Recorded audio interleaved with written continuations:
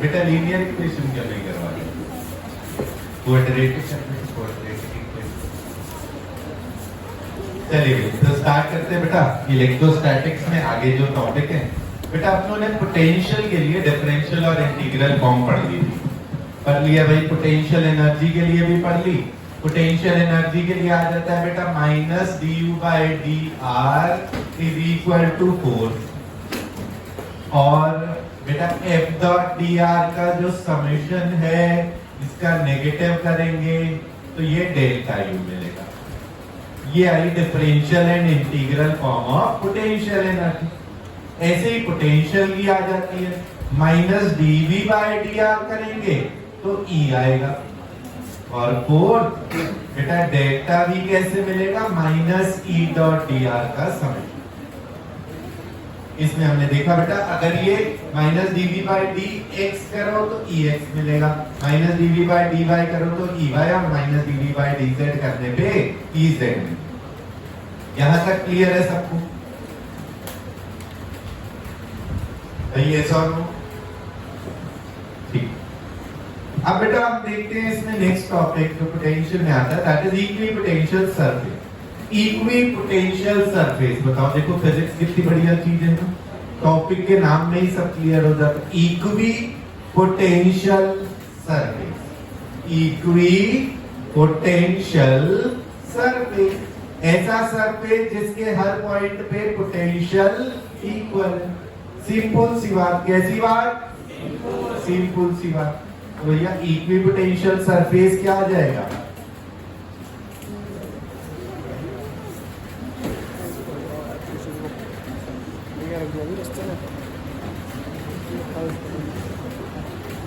Equipotential surface हम कहेंगे बेटा अ सरफेस, या फिर कह सकते हैं लोकस ऑफ पॉइंट।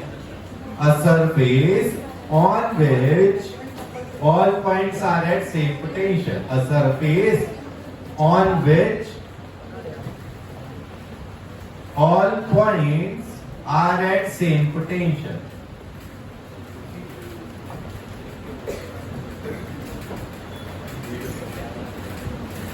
इसको इक्विपोटेंशियल सरफेस बोलेंगे। इसमें बेटा अगर पॉइंट चार्ज के लिए देखा जाए, पहला पॉइंट चार्ज के लिए, पॉइंट चार्ज के लिए अगर हम देखें बेटा ये क्यू चार्ज है, इसके इक्विपोटेंशियल सरफेस बनाए। तो बेटा एक साथ में हम कॉन्सेप्ट एक बढ़िया सा देख लें कि इक्विपोटेंशियल सरफेस कैसे बनेंगे।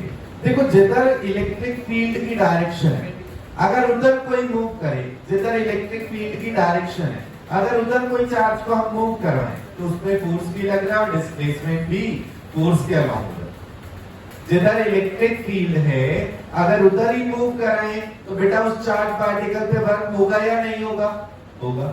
उसके ऑपोजिट में कराएं तब भी होगा, उससे किसी एंगल पे कराएं तब भी एक कंपोनेंट फोर्स की तरफ आ गया। इसका मतलब किधर मूव कराएं? इलेक्ट्रिक फील्ड से, ताकि वर्क कैसा आ जाए? जीरो। दैट मींस जिधर फील्ड की डायरेक्शन है उससे परपेंडिकुलर अगर जाया जाए तो वर्क डन कैसा आ जाएगा? जीरो आ जाएगा। वर्क डन कैसा आएगा? जीरो। हम यही खोजना चाह रहे थे कि बेटा ऐसा सरफेस ढूंढना है जिसमें एक पॉइंट से दूसरे पॉइंट तक जाएं तो वहां जाने में वर्क ना हो।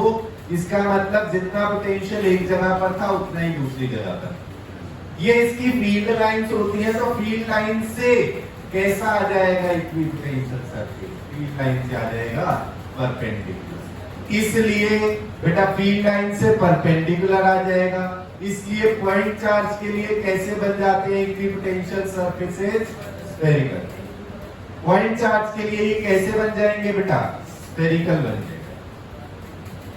क्यों? क्योंकि हमने कहा equipotential surface should always be perpendicular to electric field line. Perpendicular to electric field line, कारण जिधर फील्ड लाइन है उसके परपेंडिकुलर में जितना भी मूव करते रहो वर्क नहीं होगा, क्योंकि फील्ड लाइन बता रही है डायरेक्शन ऑफ इलेक्ट्रिक फील्ड, उधर ही होगा direction of force on unit charge. इसलिए हमें उसके परपेंडिकुलर जाना है तो कोई वर्क नहीं होगा, इसका परपेंडिकुलर होगा इक्विपोटेंशियल सरफेस। तो पॉइंट निकल के आ गया बेटा, equipotential surface should be perpendicular to electric field line.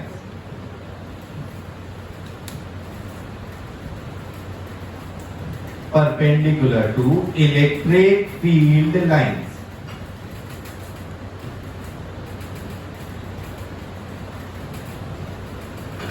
ठीक है भाई, तो पॉइंट चार्ज के लिए बन के आ गए कैसे बेटा, स्फेरिकल है, spherical equipotential surfaces. Line charge अगर इनफाइनाइट लाइन चार्ज या लॉन्ग कह सकते हैं लाइन चार्ज, इसके लिए क्या होगा बेटा, फील्ड लाइंस होती है रेडियली आउटवर्ड। फील्ड लाइन कैसी होती है, रेडियली आउटवर्ड। उन फील्ड लाइन के परपेंडिकुलर क्या बन जाएगा बेटा, रेडियली आउटवर्ड, एक लाइन से हर डायरेक्शन में जा रहे हैं। उनको सिमेट्रिकली बंद करना है तो क्या बन रहा है यहाँ पर, सिलेंडर बन जा रहा है। तो बेटा इसके लिए जो इक्विपोटेंशियल सरफेस होते हैं वो कैसे होंगे, सिलेंडर। एक सिलेंडर ऐसे ही कंसिडर, एक दूसरा बन गया, तो ये हो गए कैसे, सिलेंड्रिकल। इक्विपोटेंशियल सरफेसेस कैसे बन गए बेटा, सिलेंड्रिकल। तीसरा अपन देखें, अगर यूनिफॉर्म फील्ड है कहीं पर, यूनिफॉर्म फील्ड का मीनिंग होता है कि हर जगह कांस्टेंट है। अगर हर जगह वैल्यू कांस्टेंट है तो डायरेक्शन भी कांस्टेंट रहेगी और इनके बीच की डिस्टेंस भी बराबर होगी। इनके बीच की डिस्टेंस भी कैसी होगी, बराबर होगी। इनके लिए कैसे बन जाते हैं, प्लेन बन जाते हैं इस तरीके से।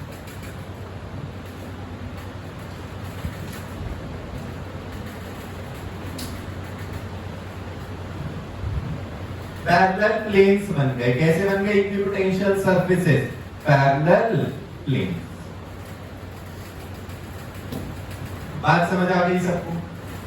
तो भाई ये हो गए अपना टॉपिक इक्विपोटेंशियल सरफेसेस। इसमें सवाल कई बार ऐसा भी बनता है कि भैया आपको सरफेस बना के दे दिए जाते हैं और इलेक्ट्रिक फील्ड की वैल्यू पूछी जाती है।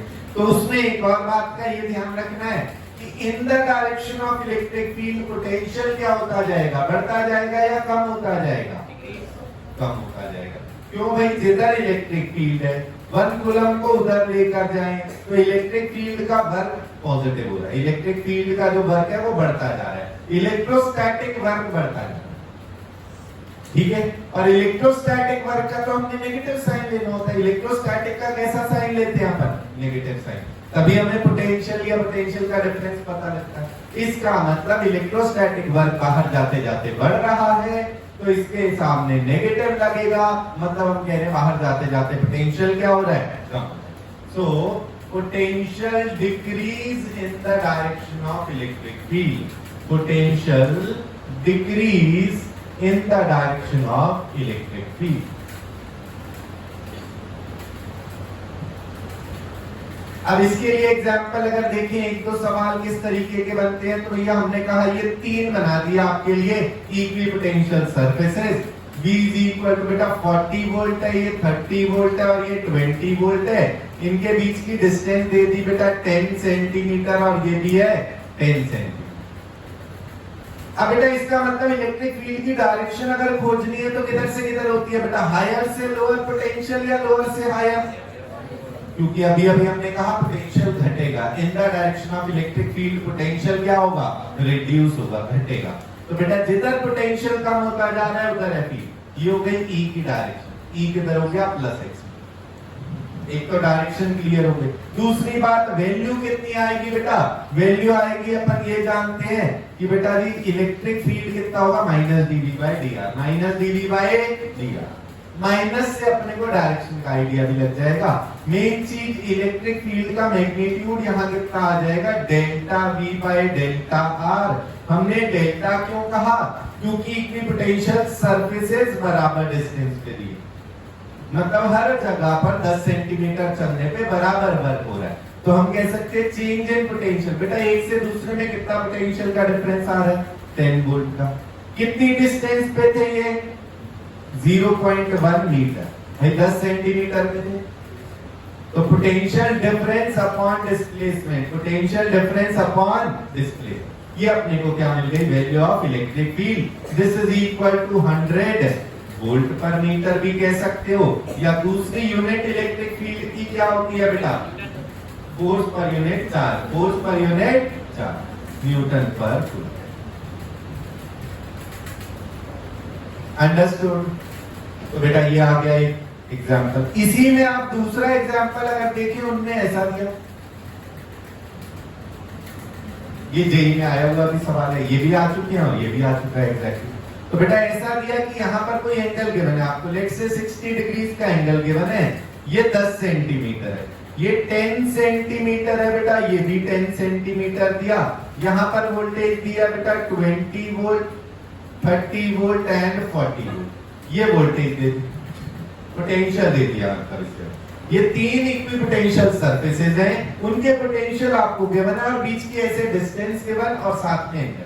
बेटा हम जानते हैं इलेक्ट्रिक फील्ड जो है वो इक्विपोटेंशियल सरफेसेस से कितने एंगल पे होगी? 90। इलेक्ट्रिक फील्ड कैसे एंगल पे होगी? 90। मतलब अपने को अगर फील्ड बनानी है तो इन सरफेसेस के परपेंडिकुलर बनानी पड़ेगी और फिर फाइनली डायरेक्शन इनके परपेंडिकुलर तो बना दी लाइन, डायरेक्शन किधर होगी? जिधर पोटेंशियल बढ़ रहा है या कम हो रहा है?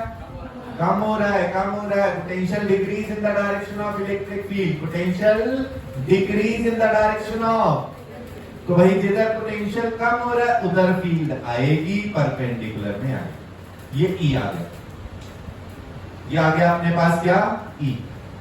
क्लियर है भाई बच्चा लोग? क्लियर है। अपन जानते हैं बेटा ई क्या होगा? Delta we by delta R. अच्छा इसी को अगर हम दूसरे तरीके से देखें तो डॉट प्रोडक्ट है इनके बीच में, ई डॉट डेल्टा आर जो आएगा वो डेल्टा वी आएगा। E dot delta R equal to delta V, पूरे का मैग्नीट्यूड इसके। ई डॉट डेल्टा आर बेटा फील्ड इस डायरेक्शन में, फील्ड इस डायरेक्शन में, डिस्प्लेसमेंट हॉरिजॉन्टल में, इनके बीच में एंगल कितना है बेटा? इनके बीच में कितना एंगल बेटा? ये 60 डिग्री है, 90 और ये कितना आ गया? 30 डिग्री। तो फील्ड इनटू डिस्प्लेसमेंट इनटू क्या आएगा? डॉट प्रोडक्ट करा है तो बेटा field into displacement into cos of angle between them, E into 0.1 metre into cos of 30 degrees equal to potential difference. एक सरफेस से दूसरे तक में डिफरेंस कितना है बेटा? 10 वोल्ट। कितना डिफरेंस दिया है? 10। तो E into 0.1 into cos 30 degree √3/2 equal to 10। This means E कितना आया बेटा?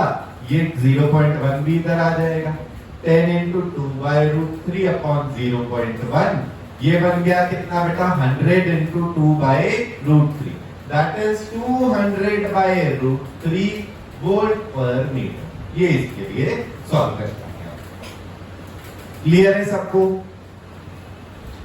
बेटा बीच में इनमें डॉट प्रोडक्ट होता है, इसका ध्यान रखना है। चाहे तो आप ऐसा कर दो, फील्ड के अलाउंड डिस्प्लेसमेंट का कंपोनेंट निकाल दो जो वर्क डन में करते हो।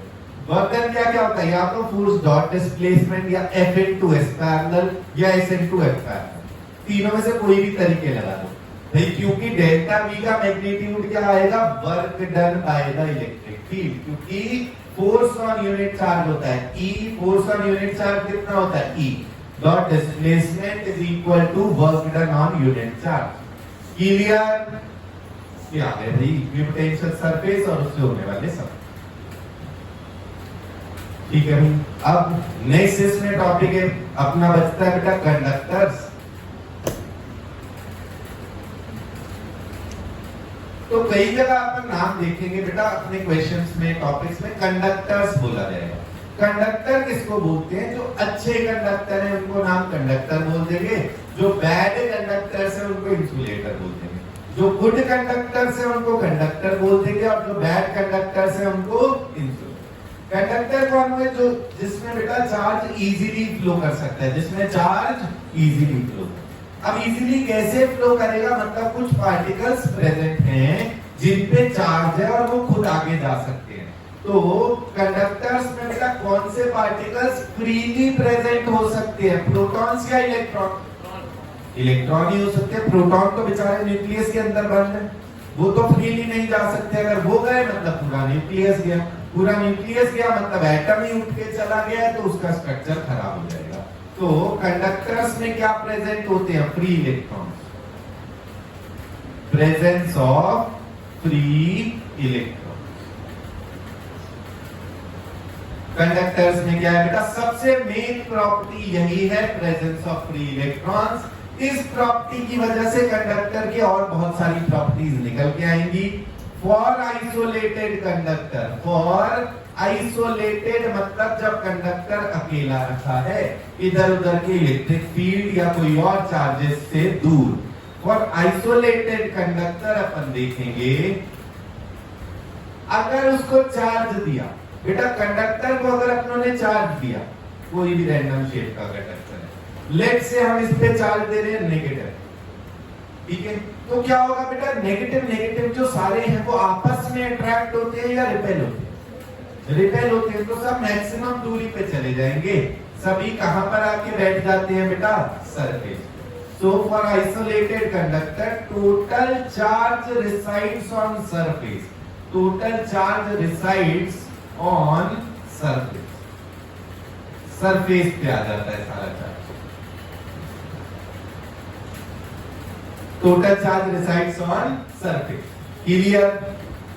और क्या होगा बेटा बाकी properties, inside conductor electrostatic field कितनी हो जाती है, zero. Inside conductor electrostatic field is zero. Inside conductor electrostatic, नाम बोल रहे हैं बेटा, electrostatic field is zero. यहीं पे लिख दे रहे हैं, field is zero. Inside conductor electrostatic field कितनी आएगी बेटा, जीरो आएगी। तो बेटा अपने पास प्रॉपर्टीज क्या क्या आई हैं अभी तक, हमने कहा total charge resides on surface, total charge resides on surface. दूसरी बात, इनसाइड कंडक्टर इलेक्ट्रोस्टैटिक फील्ड कितनी हो जाएगी, जीरो हो जाएगी। अब बेटा अगर सारा चार्ज सरफेस पे, इनसाइड में फील्ड है जीरो, तो इसलिए हम कहेंगे बेटा पोटेंशियल के बारे में क्या कह सकते हैं,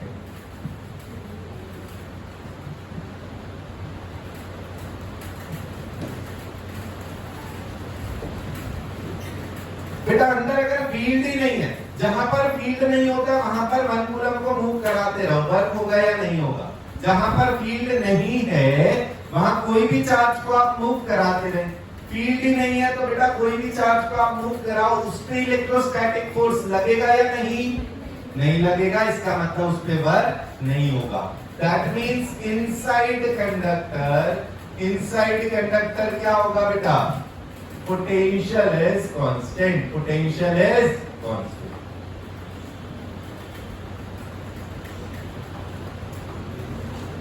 अब कांस्टेंट है तो भैया कांस्टेंट कहां से होगा, जितना सरफेस पे था उतना ही, तो भैया constant and equal to the surface, and equal to surface,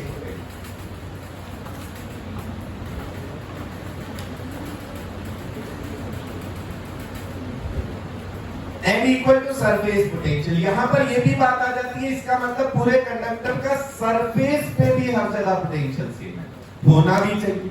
देखो अगर कंडक्टर के सरफेस पे अलग अलग जगह डिफरेंट पोटेंशियल हुआ तो बेटा चार्ज तो फिर फ्लो कर जाएगा, क्योंकि करंट में अपन पढ़ते हैं चार्ज कहां से कहां फ्लो करता है बेटा, हायर पोटेंशियल से लोअर पोटेंशियल की तरफ पॉजिटिव चार्ज फ्लो करता है, लोअर से हायर की तरफ नेगेटिव कर जाएगा, पर फ्लो तो करेगा ना।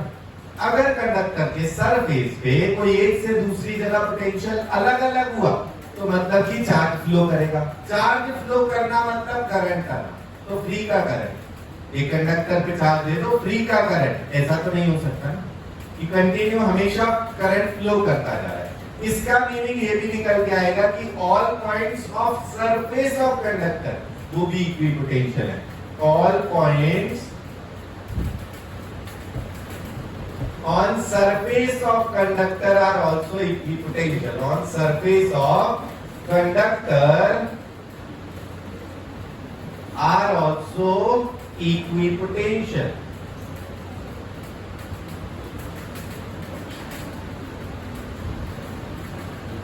तो बेटा कंडक्टर के अंदर फील्ड जीरो थी तो अंदर के सारे पॉइंट्स पे पोटेंशियल सेम है, ऑल्सो सेम एज कितना जो सरफेस पे था, सरफेस के भी सारे पॉइंट्स पे आपस में पोटेंशियल सेम है, सरफेस के भी सारे पॉइंट्स पे आपस में पोटेंशियल क्या है, सेम है। अच्छा इसका मतलब ये पूरा सरफेस कैसा हो गया, इक्विपोटेंशियल सरफेस। अभी हमने देखा था इक्विपोटेंशियल सरफेस से फील्ड लाइन का एंगल कितना होता है, इक्विपोटेंशियल सरफेस से फील्ड लाइंस का एंगल कितना होता है, 90 डिग्री। इसका मतलब कि फील्ड लाइंस जो है वो कंडक्टर के सरफेस से परपेंडिकुलर होंगी, क्योंकि कंडक्टर का सरफेस कैसा है, इक्विपोटेंशियल। इक्विपोटेंशियल है तो फील्ड लाइन उसके परपेंडिकुलर होनी चाहिए। तो भैया जो फील्ड लाइन निकल रही होंगी, पॉजिटिव अगर चार्ज दिया है तो फील्ड लाइन इसके परपेंडिकुलर टू सरफेस निकलेगी। फील्ड लाइन कैसी निकलेगी, परपेंडिकुलर टू सरफेस। तो field lines are perpendicular to surface.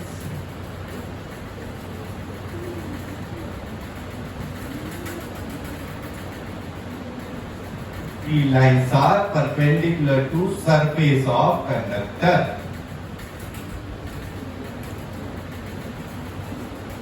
एक और प्रॉपर्टी यहां पर ऑब्जर्व करी गई, ये देखा गया बेटा कंडक्टर पे अगर अलग अलग जगह जो रेडियस ऑफ कर्वेचर अगर डिफरेंट हुआ, कंडक्टर पे अगर अलग अलग जगह पर रेडियस ऑफ कर्वेचर डिफरेंट है, तो जो चार्ज तो आया सरफेस पे चार्ज तो आया, पर सरफेस चार्ज डेंसिटी वो रेडियस ऑफ कर्वेचर पे डिपेंड करेगी। मान लिया भैया एक कंडक्टर है जिसमें एक जगह ऐसे नोक है, जिस जगह पे बेटा ये रेडियस ऑफ कर्वेचर आप देखिए अगर इतना ज्यादा रेडियस ऑफ कर्वेचर है, दूसरी जगह बेटा यहाँ पर बहुत कम रेडियस ऑफ कर्वेचर है, this is R1, this is R2, since R1 is greater than R2, यहाँ पर ऑब्जर्व करा गया बेटा जहां पर रेडियस ऑफ कर्वेचर ज्यादा है वहां पर सिग्मा कम आएगा, इससे सिग्मा 1 आया less than sigma 2।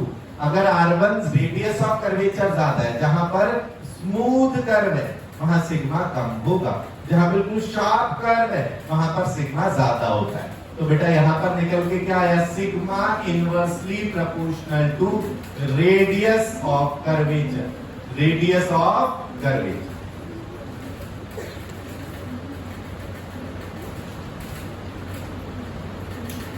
Sigma inversely proportional to radius of curvature. तो बेटा कंडक्टर के लिए हमने देखा सबसे पहली बात क्या है, कंडक्टर में क्या प्रेजेंट होते हैं बेटा, free electron. In free electrons के होने की वजह से अगर मैंने कहा आइसोलेटेड कंडक्टर, तो इसमें क्या क्या प्रॉपर्टी निकल के आई, क्योंकि फ्री मूव कर सकते हैं चार्जेस, इसलिए सारे चार्ज आपस में रिपेल होके कहां पहुंच जाएंगे, ऑन सरफेस ऑफ कंडक्टर।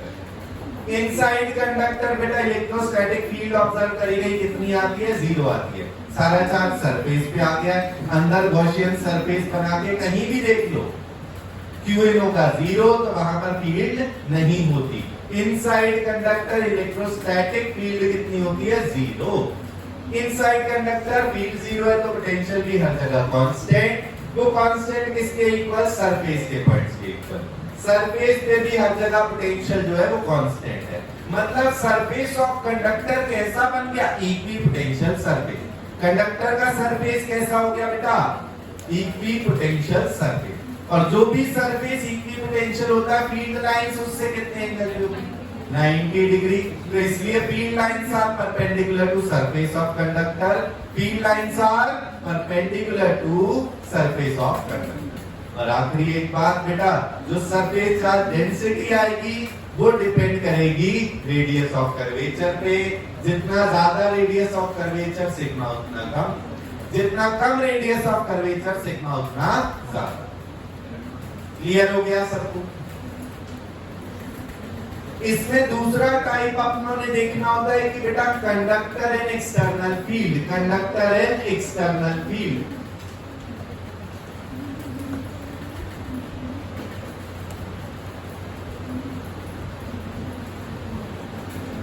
एक एक्सटर्नल फील्ड है बेटा, उसमें अगर हम कंडक्टर रख दे, बेटा सभी ध्यान से समझिए, ये कंडक्टर है, इसको अपन एक एक्सटर्नल फील्ड में रख रहे हैं, बाहर से एक ई लगा रहे हैं, ये ई है, ये एक्सटर्नल है, this is an external field. बेटा अभी पॉजिटिव चार्ज पे फोर्स किधर लगता है, फील्ड की डायरेक्शन में। पॉजिटिव चार्ज पे किधर फोर्स लगता है, इन द डायरेक्शन ऑफ फील्ड, और नेगेटिव पे किधर लगता है, अपोजिट। तो इसका मतलब बेटा फील्ड की डायरेक्शन में पॉजिटिव पे लगता है, ऑपोजिट में लगता है किसको, नेगेटिव। तो इसका मतलब नेगेटिव चार्जेस कहां पर आ जाएंगे, फील्ड की तरफ आ जाएंगे या उसके ऑपोजिट में। तो यहां नेगेटिव्स आके बैठते हैं, जो अंदर फ्री इलेक्ट्रॉन्स थे, कई सारे फ्री इलेक्ट्रॉन्स बेटा लेफ्ट फेस पे आके बैठ गए in opposite to the electric field. बेटा नेगेटिव्स इधर आ गए तो क्या पॉजिटिव चल के आगे गए या रिलेटिवली वहां बचे रह गए? रिलेटिवली बचे रह गए, पॉजिटिव चल के नहीं जाएंगे क्योंकि पॉजिटिव चार्ज किस पे है? प्रोटॉन पे, वो न्यूक्लियस में है, न्यूक्लियस एटम में है। पूरा पूरा एटम गया तो टुकड़े टुकड़े, पूरा पूरा एटम गया तो टुकड़े टुकड़े। इसलिए नेगेटिव चल के गया, रिलेटिवली पॉजिटिव बचा रह गया क्योंकि ये साथी थे, पॉजिटिव के आसपास ही ये घूम रहा था। नेगेटिव पीछे चले गए तो ये बेचारे अकेले रह गए पॉजिटिव चार्जेस। अब बेटा इसकी वजह से क्या हुआ? ये चार्जेस क्या पहले से थे या एक्सटर्नल फील्ड लगाने पर आए हैं? इस जगह पर पीछे वाले फेस पे नेगेटिव चार्ज आके बैठ गया, आगे पे पॉजिटिव आके बैठ गया। क्यों आया? क्योंकि हमने एक्सटर्नल फील्ड लगाया था, एक्सटर्नल फील्ड के लगाने पे आए। तो इनको क्या बोलेंगे? Induced charges. ये क्या हुए? इंड्यूस हुए। क्या हुए बेटा? इंड्यूस। इंड्यूस्ड चार्जेस की वजह से फील्ड बनाए, उसको बोलेंगे इंड्यूस्ड इलेक्ट्रिक फील्ड। उसको क्या बोलेंगे? Induced electric field. बेटा जी इलेक्ट्रिक फील्ड किधर से किधर होती है? पॉजिटिव से नेगेटिव या नेगेटिव से पॉजिटिव? पॉजिटिव चार्ज से नेगेटिव की तरफ। इलेक्ट्रिक फील्ड किधर होती है? पॉजिटिव से नेगेटिव। ये आ गई बेटा इंड्यूस, ई इंड्यूस। इसके अंदर ये फील्ड इंड्यूस हो गई, पीछे जो है वो फील्ड एक इंड्यूस हो गई। अब क्या होगा बेटा? ये कब तक चार्ज मूव करते रहेंगे? जब तक उन पे फोर्स लग रहा है। जब तक बुलावा आ रहा है इलेक्ट्रॉन को तब तक वो जाते रहेंगे। इलेक्ट्रॉन्स बेटा पीछे आके बैठ रहे थे, कब तक आते रहेंगे? जब तक उन पे पीछे फोर्स लगेगा। फोर्स कब तक लगेगा? जब तक बीच में कुछ इलेक्ट्रिक फील्ड बचे। अगर थोड़ी सी भी इलेक्ट्रिक फील्ड है तो इलेक्ट्रॉन पे फोर्स लगता रहेगा, इलेक्ट्रॉन पीछे आते रहेंगे, इलेक्ट्रॉन पीछे आते। मतलब ये कब आना बंद हो जाएंगे? जब बीच में टोटल फील्ड कितना हो? जीरो। वो कैसे जीरो हो रहा है? एक एक्सटर्नल लगाया, एक इंड्यूस हुआ। टोटल फील्ड कैसे हो जाएगा बेटा? टोटल फील्ड आएगा इस तरीके से, अंदर टोटल फील्ड कितना हो गया बेटा? जीरो। अंदर टोटल फील्ड कितना हो गया? जीरो। तो बेटा अगर इसको एक एक्सटर्नल फील्ड में रखा है हमने तो इसकी क्या क्या प्रॉपर्टीज आएंगी? टोटल चार्ज जो है वो सरफेस पे आ गया, पहला पॉइंट सेम है। Total charge on surface, total charge on surface. दूसरा पॉइंट बेटा क्या था अपने पास कि इनसाइड कंडक्टर इलेक्ट्रिक फील्ड है या नहीं है? फाइनली नहीं है। इलेक्ट्रोस्टैटिक फील्ड इनसाइड कंडक्टर है zero.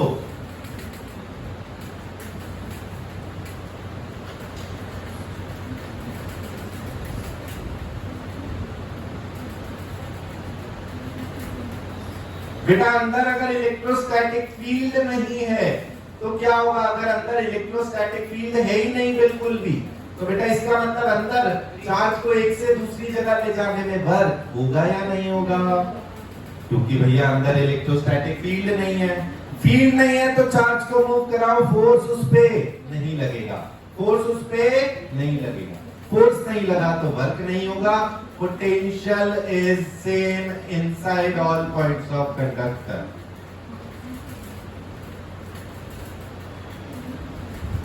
Inside all points of conductor.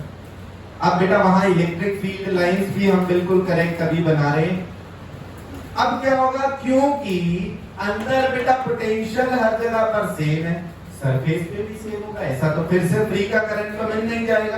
तो यहां पर क्या होगा बेटा? जो फील्ड लाइंस हैं वो सरफेस से कितने एंगल पे आएंगी? Finally 90 degree.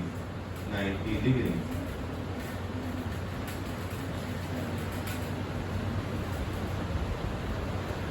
सरफेस से 90 डिग्री पे होनी चाहिए।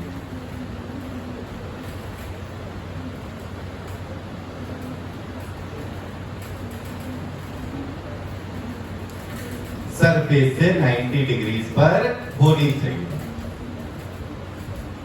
क्लियर हो गया बेटा? क्योंकि इनसाइड हर पॉइंट पे पोटेंशियल सेम है, also V is same at all points of surface, at all points of surface। बेटा सारे पॉइंट्स पे अगर V सेम हो गया इसका मतलब सरफेस कैसा हो गया, इक्विपोटेंशियल। सरफेस कैसा हो गया, इक्विपोटेंशियल। सरफेस इक्विपोटेंशियल है तो E field lines are perpendicular to surface, electric field lines are perpendicular to surface. तो यहां तक के सारे रिजल्ट्स बिल्कुल सेम आए हैं जैसे आइसोलेटेड चार्ज। आइसोलेटेड में भी टोटल चार्ज सरफेस पे था, इलेक्ट्रोस्टैटिक फील्ड इनसाइड कंडक्टर कितना होता है बेटा, 0। अंदर पोटेंशियल हर जगह सेम, सरफेस पे हर जगह same, field lines perpendicular to surface. बस आखिरी रिजल्ट है जो उसमें आता था sigma inversely proportional to R. यहां पर सिग्मा कुछ भी प्रोपोर्शनल टू आर नहीं होगा। क्यों? क्योंकि वो बाहर की फील्ड पे डिपेंड करेगा। एक कंडक्टर के जिस जगह बिल्कुल पास में चार्ज रख दो, ये कंडक्टर है यहाँ बिल्कुल सामने रखा, तो इस जगह ज्यादा इंड्यूस होगा, इस जगह कम होगा।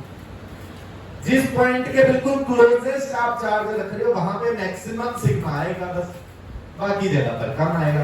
तो हम आर की प्रोपोर्शनैलिटी इसमें नहीं कह सकते, आर की प्रोपोर्शनैलिटी बेटा इसमें नहीं कह सकते। ये हो गया बेटा आपका इसमें आखिरी टॉपिक कंडक्टर। इसी कंडक्टर के कुछ अलग अलग टाइप के सवाल बनते हैं, स्फीयर में भी, प्लेन शीट में भी।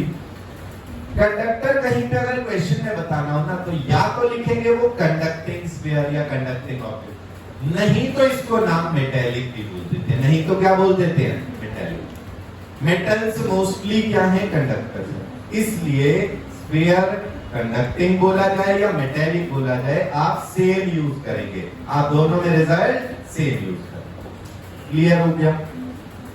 इलेक्ट्रोस्टैटिक्स के सारे कॉन्सेप्ट क्लियर हो गए, सारे फार्मूलाज याद हो गए बच्चों, डन।